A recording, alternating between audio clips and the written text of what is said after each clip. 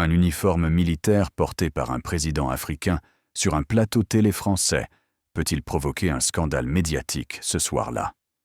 Face aux caméras, Ibrahim Traoré, président du Burkina Faso, est ouvertement moqué pour son choix vestimentaire. Ce soir-là, les lumières du plateau de télévision à Lyon brillaient intensément. Le public, silencieux, observait attentivement l'écran. Ibrahim Traoré, président du Burkina Faso, fit son entrée vêtu d'un uniforme militaire couleur sable, sobre mais marqué par le temps. Le présentateur Clément Dubois, connu pour sa franchise mordante, ne tarda pas à réagir. Il posa sur le président un regard narquois, presque provocateur, avant de lancer d'une voix tranchante « Monsieur le Président, nous sommes ici pour parler de paix. Vous êtes pourtant venu vêtu comme si vous étiez sur le point de livrer bataille. » Quelques rires retenus traversèrent le studio. Discrètement, sur les réseaux sociaux, les premières réactions tombaient comme une pluie glacée. Est-ce vraiment nécessaire, cet uniforme militaire? C'est une provocation inutile. Traoré, lui, resta calme, figé.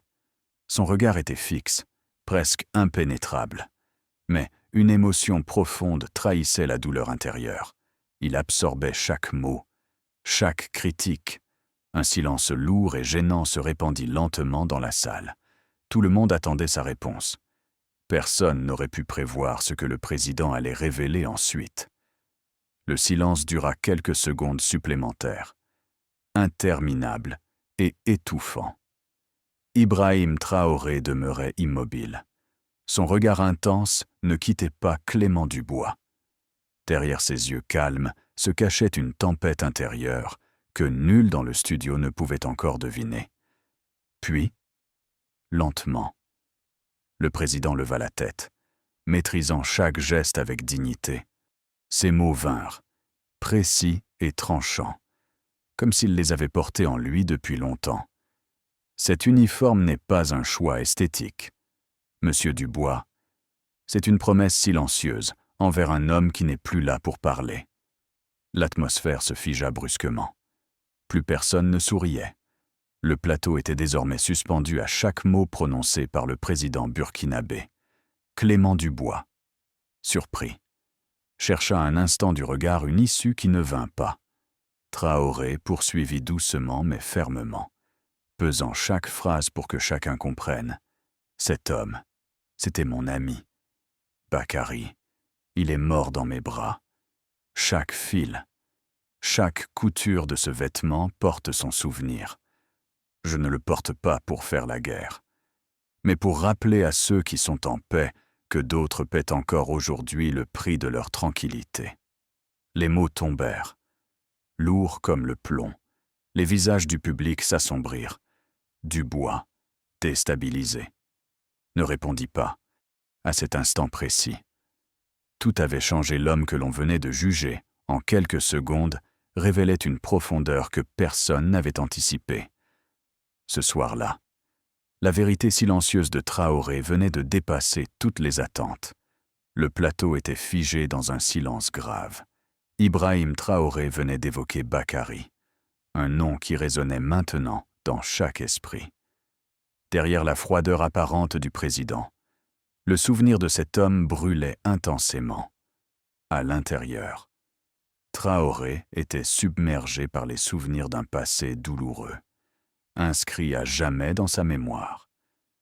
Bakary n'était pas seulement un compagnon d'armes, c'était l'ami d'enfance avec qui il avait grandi dans les ruelles poussiéreuses de Ouagadougou. Dans ces ruelles, ils avaient partagé ensemble des jeux simples, une vieille balle rafistolée avec des chiffons, une course sous le soleil brûlant. Bakary protégeait toujours Ibrahim quand les bagarres éclataient. Il avait ce sourire confiant, celui qui disait clairement « Je serai toujours là, peu importe ce qui arrive ».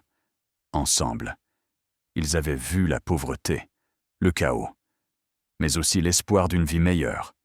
Leurs chemins s'étaient croisés à nouveau dans les rangs de l'armée, partageant la conviction profonde de défendre leur peuple, coûte que coûte, une nuit, à proximité d'un petit village près de Tombouctou. Tout bascula. La mission était censée être simple, protéger les civils d'une menace imminente. Pourtant, à peine arrivé sur place, une embuscade déchira la tranquillité apparente de la nuit. Des éclats, du feu, des cris, tout s'était passé trop vite, et au milieu du chaos. Bakary avait été touché. Traoré avait couru vers lui, la terre sableuse brûlant ses genoux, tandis qu'il s'agenouillait près de son ami agonisant. Leurs regards s'étaient croisés une dernière fois, marqués par la peur, mais aussi par une détermination muette. Bakary n'avait prononcé que quelques mots avant que ses yeux ne se ferment définitivement. « Si tu survis, n'oublie pas. » Traoré n'avait jamais oublié. Chaque fibre de son uniforme était désormais imprégnée de ce serment silencieux, de ce souvenir impossible à effacer. Aujourd'hui, face au jugement du monde entier, il se tenait là, portant fièrement la mémoire de celui qui ne pouvait plus raconter son histoire. Cette nuit-là, sous le ciel silencieux du désert, Ibrahim Traoré tenait Bakary contre lui. Le froid du sable se mêlait au sang encore chaud de son ami, marquant à jamais sa peau et sa mémoire. Chaque respiration devenait un combat, chaque seconde une torture silencieuse. Mais le pire restait l'écho des derniers mots de Bakary, une simple supplique, presque inaudible. « Si tu survis, n'oublie pas. » Cette phrase, dépourvue de reproches ou de colère, résonnait en permanence dans son esprit. Il ne lui avait rien demandé de précis. Mais Ibrahim savait exactement ce que Bakary voulait dire vivre.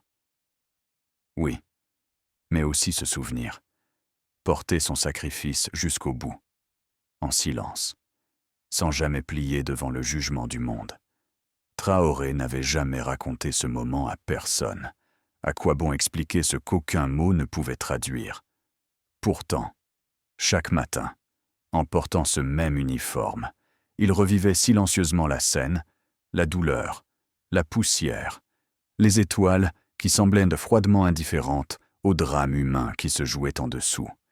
Il ne portait pas cet habit pour impressionner ou provoquer.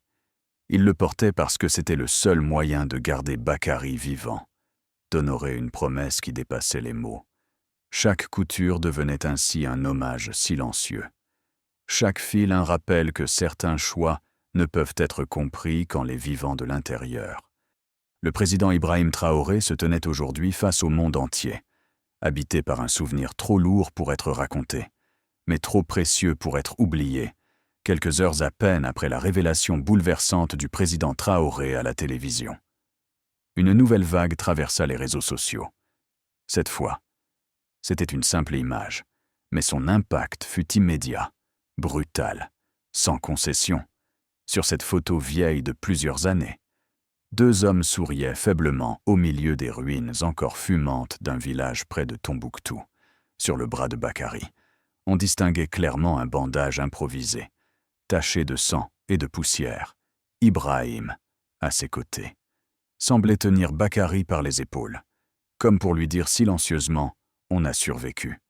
On tiendra bon. » Le visage d'Ibrahim Traoré, plus jeune mais déjà marqué par l'épuisement, se détachait nettement. À ses côtés, le visage inconnu jusque-là du fameux Bakary fixait la caméra, avec ce regard si particulier des hommes conscients de leur fragilité, celle qui avait diffusé l'image. Et Léa Dubois, une journaliste indépendante reconnue pour son intégrité, n'avait ajouté qu'un commentaire bref. Mais incisif, cette histoire cache plus qu'une simple promesse.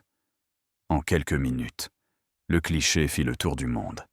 Des milliers de partages, de commentaires et autant de questions. Pourquoi cette photo apparaissait-elle précisément maintenant? Quelle vérité cherchait-on à révéler derrière ce souvenir déchirant? À Paris, Eléa observait les réactions avec un mélange d'appréhension et de détermination. Cette image n'était pas qu'un simple rappel d'une guerre lointaine. Elle était devenue le symbole d'une vérité que certains tentaient encore de garder enfouie dans le sable brûlant du désert africain. derrière son écran. Ibrahim Traoré regardait lui aussi l'image, silencieux. Il comprit aussitôt que le passé venait de le rattraper, et que cette fois, il ne pourrait plus échapper au fantôme qui le hantait depuis tant d'années. Et Léa Dubois contemplait son écran d'ordinateur, submergée par l'ampleur inattendue de sa publication. Des milliers de réactions, de questions, et surtout une colère sourde qui semblait désormais dirigée contre ceux qui avaient tenté d'humilier Ibrahim Traoré. Pourtant, elle savait que cette histoire dépassait de loin le simple moment de télévision. Quelque chose de beaucoup plus sombre se cachait derrière les ruines fumantes du village. Elle releva les yeux vers le mur face à elle, recouvert de photos, d'articles découpés et de notes manuscrites. L'enquête qu'elle avait menée en secret ces derniers mois commençait enfin à prendre un sens. Son père, Clément Dubois, présentateur vedette, avait autrefois été conseiller en communication d'un gouvernement européen impliqué dans divers conflits en Afrique. Son passé, elle le savait, était jalonné de zones d'ombre qu'il avait soigneusement enterrées. Et Léa serra les poings en repensant à la réponse que lui avait donnée son père lorsqu'elle l'avait interrogé la première fois. Pourquoi fouiller dans cette vieille histoire? Et Léa, personne ne veut savoir. Mais elle voulait savoir. Plus encore, elle voulait comprendre. Pourquoi Bakary avait-il été effacé des archives? Pourquoi son nom n'apparaissait-il nulle part, sauf sur les lèvres de Traoré? Et surtout, pourquoi une simple photo avait-elle déclenché une telle panique chez ceux qui semblaient connaître cette vérité cachée? Elle ferma les yeux, sentant monter en elle une émotion profonde, un mélange d'indignation et de honte. Indignation pour ce que Bakary avait subi. Honte parce que son propre père semblait avoir contribué à cacher la vérité, à des milliers de kilomètres. Traoré suivait lui aussi l'évolution de cette affaire. Il comprenait mieux que quiconque l'enjeu réel derrière ce simple cliché. Il s'agissait de mémoire, de justice et de dignité. Son uniforme n'était pas seulement une promesse tenue envers un ami mort. C'était désormais le symbole d'une vérité que certains avaient voulu enterrer avec Bakary lui-même.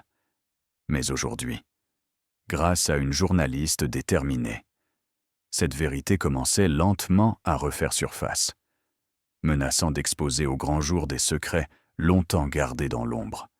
Et Léa Dubois était maintenant plongée au cœur d'une enquête qui prenait chaque jour une ampleur inattendue, face à elle. Les archives gouvernementales ouvertes sur son écran semblaient étrangement vides, comme soigneusement nettoyées d'une vérité gênante. Aucune mention officielle de la mort de Bakary, aucun rapport précis sur cette fameuse nuit à proximité de Tombouctou. Seulement une brève indication, aussi sèche qu'énigmatique, portée disparue au cours d'une opération de routine. Cette formulation banale contrastait brutalement avec la douleur profonde qu'elle avait pu lire dans les yeux du président Traoré à la télévision. Quelque chose clochait. On n'effaçait pas simplement la mémoire d'un soldat tombé pour une cause juste, à moins d'avoir quelque chose à cacher. Et Léa commença à sentir l'angoisse monter. Chaque document consulté accentuait son sentiment de malaise, des rapports incomplets, des témoignages anonymes supprimés et des pages entières manquantes comme si quelqu'un avait tenté désespérément d'étouffer la vérité.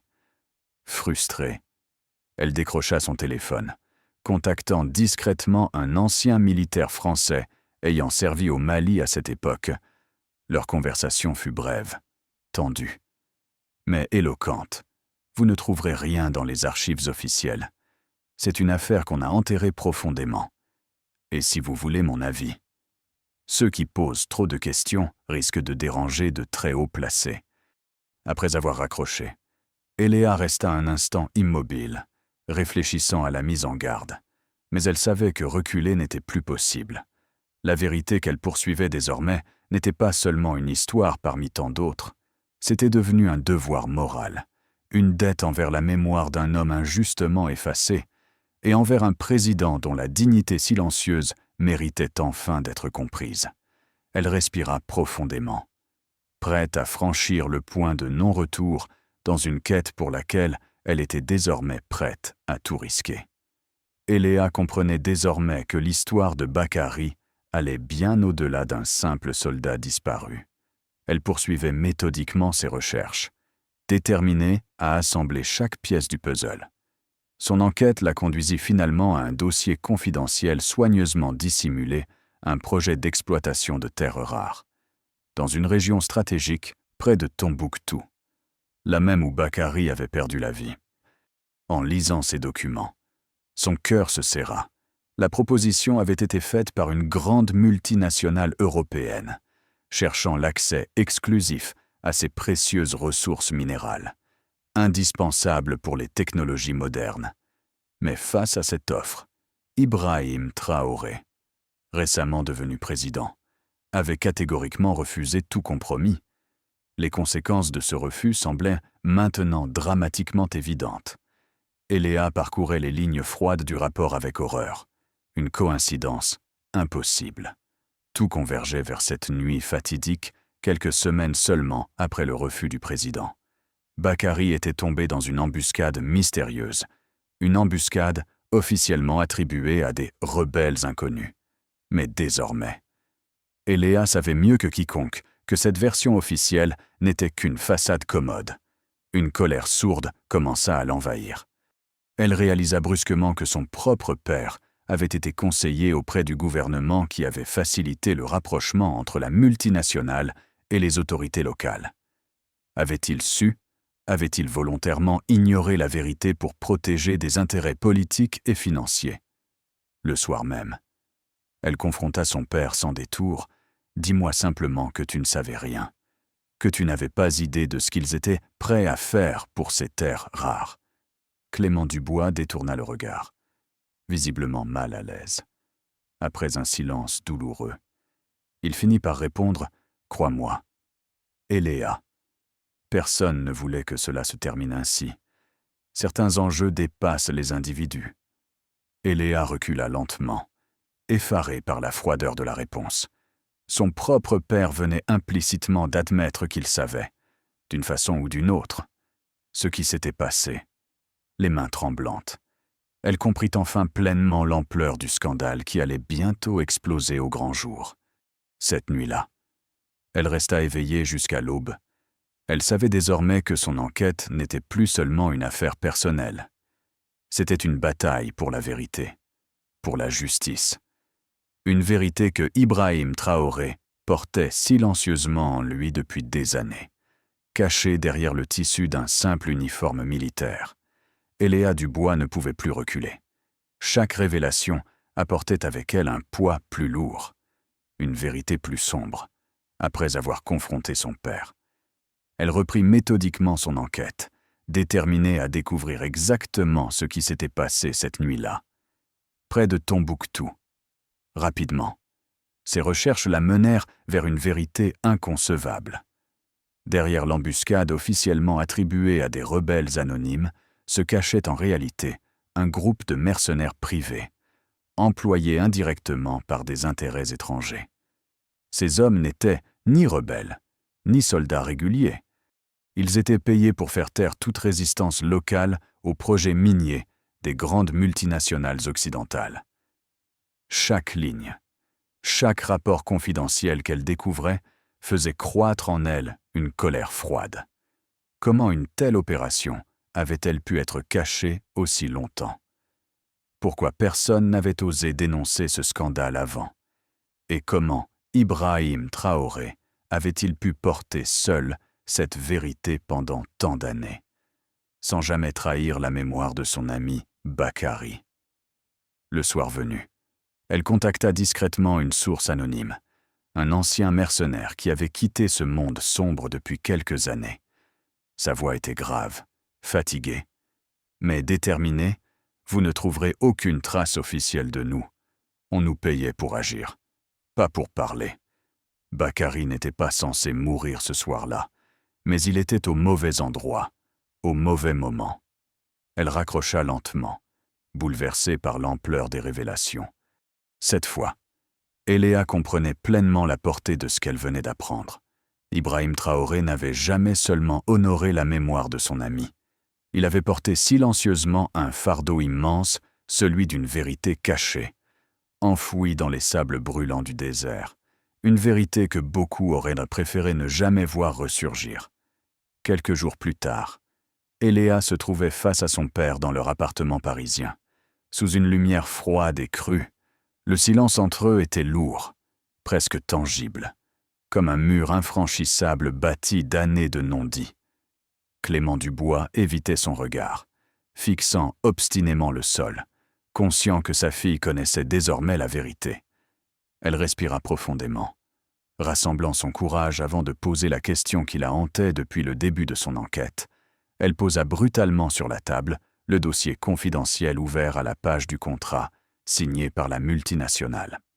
Son père frémit, reconnaissant immédiatement ce qu'elle avait découvert. La pièce devint soudain glaciale. « Est-ce que tu savais ? Papa, est-ce que tu savais pour Bakary ? Pour ces mercenaires ?» Clément releva lentement la tête, son visage marqué par la fatigue et la honte. Son regard croisa enfin celui d'Eléa, chargé d'une culpabilité qu'il ne pouvait plus dissimuler. J'ai appris les détails bien après. Eléa, à l'époque. Mon rôle était de défendre une image. On me payait pour vendre une histoire crédible. Personne ne voulait connaître la vérité. Eléa sentit son cœur se serrer. Cette vérité-là, elle l'avait toujours pressentie sans jamais l'admettre. Mais entendre son père la confirmer faisait mal comme un coup de poignard. « Pourquoi n'as-tu rien dit ?» demanda-t-elle d'une voix presque brisée. « Comment pouvais-tu vivre avec ça ?» Il ferma les yeux. Le poids de sa culpabilité soudainement visible, presque palpable dans l'air glacé de la pièce.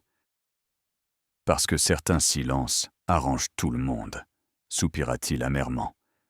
Les intérêts financiers, politiques.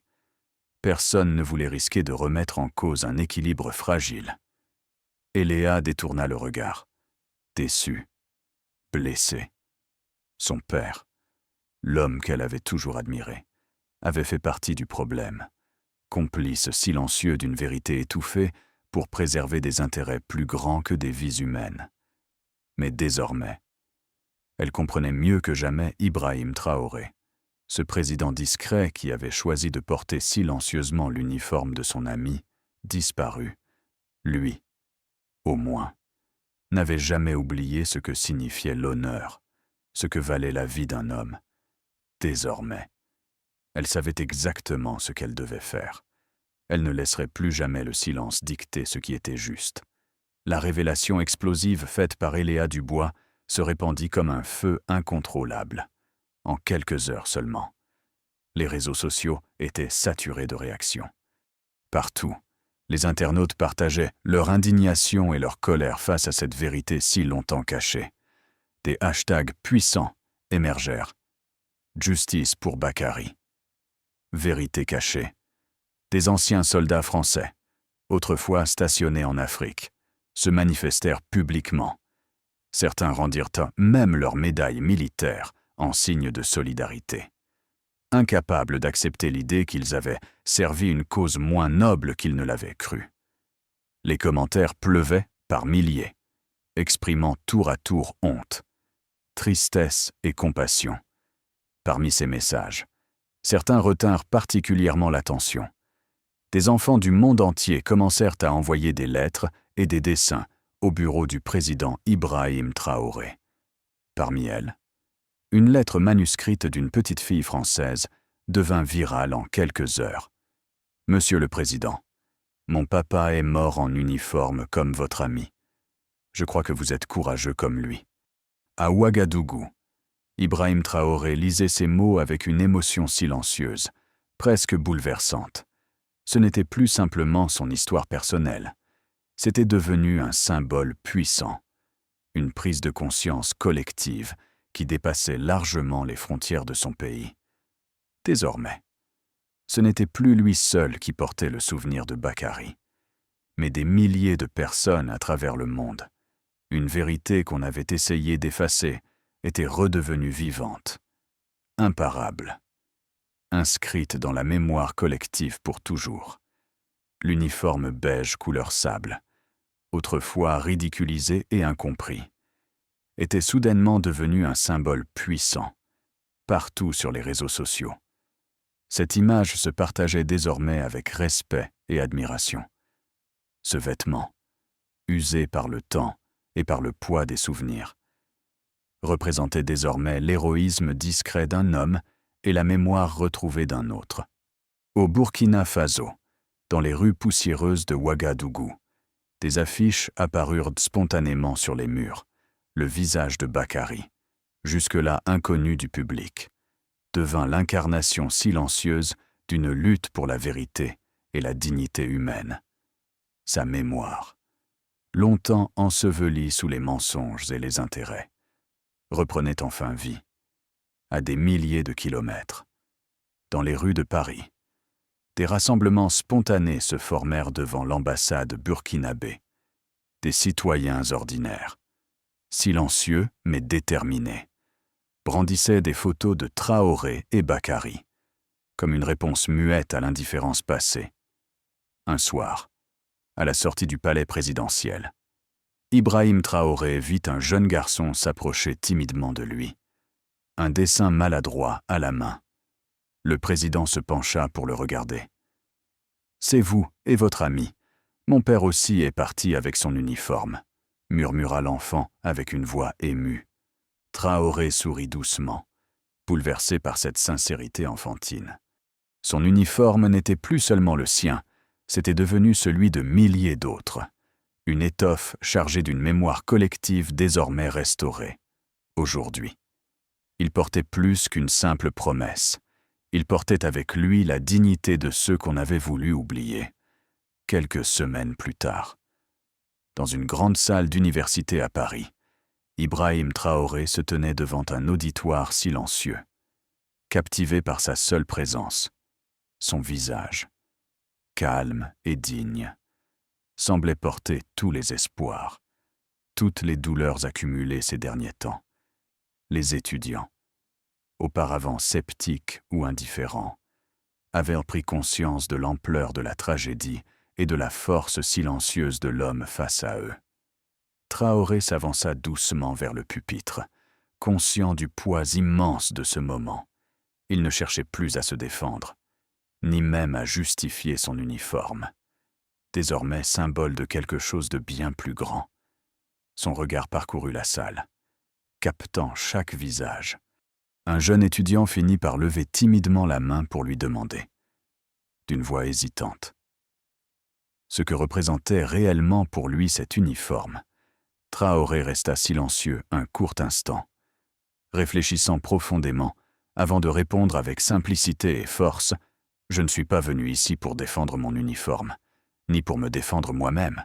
Cet uniforme n'est pas seulement un souvenir, il est la voix silencieuse de ceux qui n'ont jamais eu la chance de choisir leurs vêtements. C'est un rappel constant que la paix dont nous jouissons ici a un prix payé ailleurs, loin des caméras et des regards du monde. » Ces mots simples résonnèrent dans le silence de la salle, portés par une émotion palpable. Chaque étudiant comprenait désormais qu'il ne parlait plus seulement de lui-même ou de son ami Bakary. Il parlait au nom de tous ceux qui avaient été oubliés, sacrifiés dans l'indifférence générale. Ce soir-là, Ibrahim Traoré avait transcendé son propre récit personnel pour transmettre une vérité universelle. Face à cet auditoire silencieux, son message était désormais clair, la mémoire collective était plus puissante que le silence imposé par ceux qui tentaient d'oublier. Après la dernière phrase prononcée par Ibrahim Traoré, un silence profond régna dans la grande salle universitaire. Durant quelques secondes, aucun murmure, aucun bruit ne troubla ce moment intense. Puis, comme une vague invisible, l'émotion se propagea lentement à travers le public. Les étudiants commencèrent à se lever spontanément, un par un, applaudissant avec une sincérité bouleversante. Ces applaudissements n'étaient pas seulement destinés à l'homme devant eux, mais aussi à la vérité enfin dévoilée, à l'intégrité et au courage discret qu'il incarnait désormais à leurs yeux.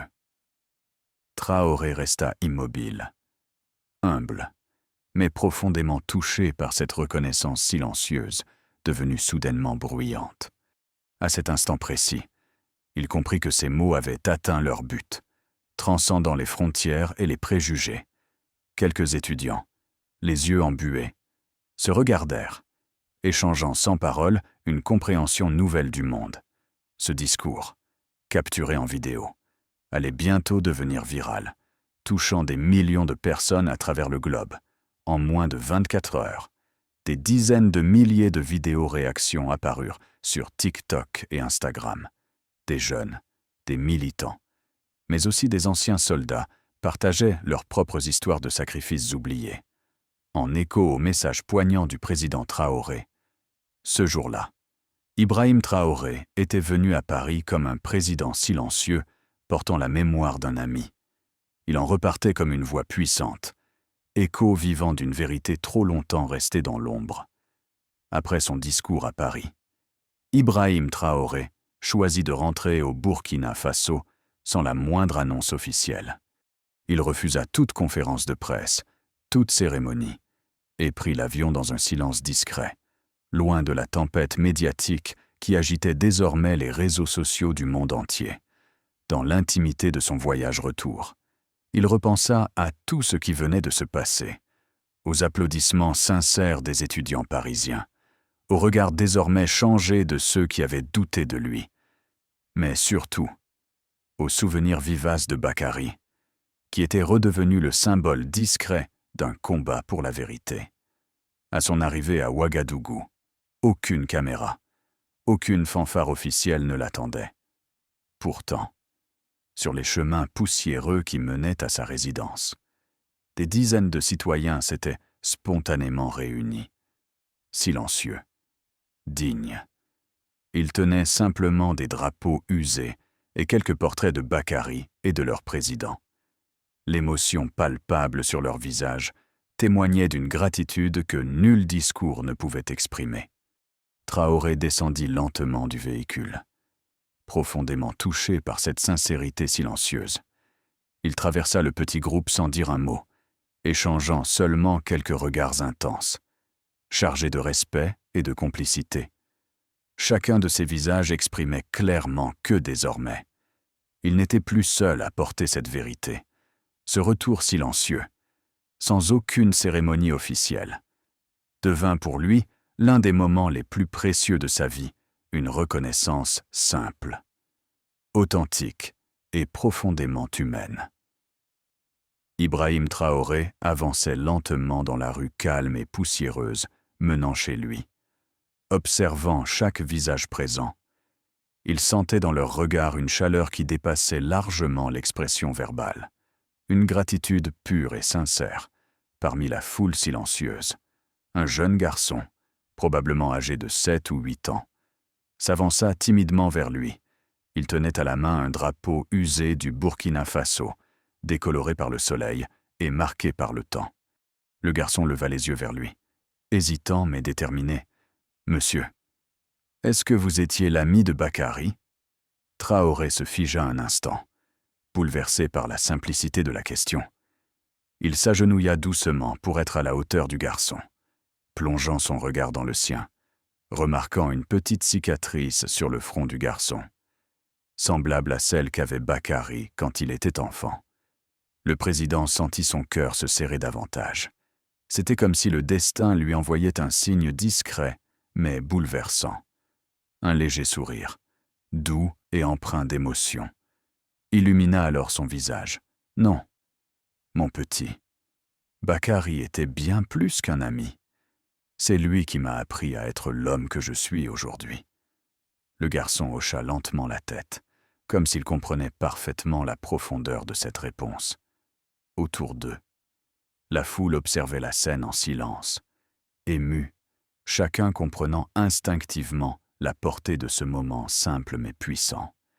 Traoré se releva lentement, conscient plus que jamais que son combat n'était pas terminé.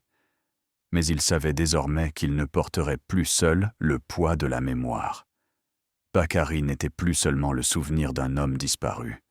Il était devenu un symbole vivant d'espoir, de dignité, de vérité. Le président reprit doucement son chemin vers sa résidence, suivi par les regards silencieux et chaleureux d'un peuple qui l'avait enfin compris.